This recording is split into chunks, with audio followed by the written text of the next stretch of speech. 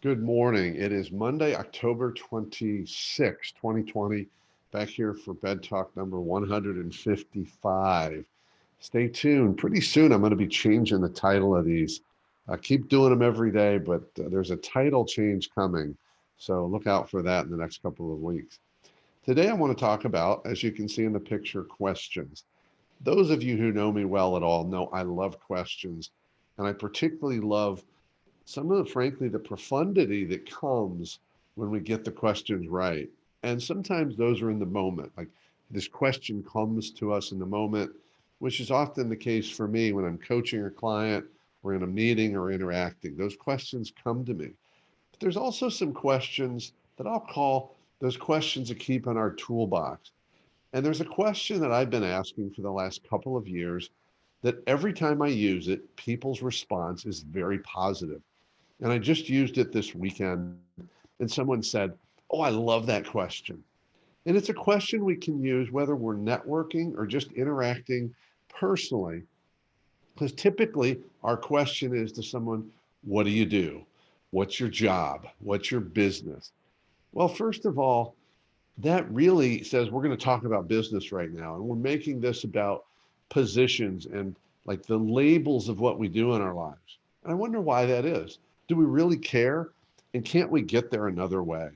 I've also found that it's a tough question to ask people who don't have a clear answer. And what I mean by that is take someone who's in transition. You know, they say, what do you do? And they're like basically saying, I don't have a job right now, because that's what you ask them and you put them in a position to be uncomfortable. Why do we need to do that? The answer is we don't. Or here's one. Think about how often, more often than not, women, where you ask someone what they do and they proceed to say, well, I'm a stay at home mom. And there are some men who are stay at home dads and fathers, but it's a much smaller percentage. And people sometimes feel uncomfortable about that. I think that's ridiculous. I think stay at home parents have the toughest, most important job on the planet, but they don't often feel that way. But we ask the question that way. So here's the new question I want to offer to you. Just say to someone, any context, any context of personal interaction, in person, online. So, what fills your days? Or a slight variation is, what do you do to fill your days? They're going to tell you what they do with their days.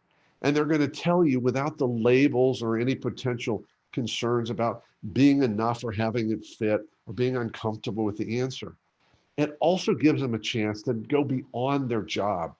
Typically, I'll hear something like, well, here's what I do in my job, but here's what I care about. So they end up telling me what they care about, whether it's involved in a charity or just time with their family.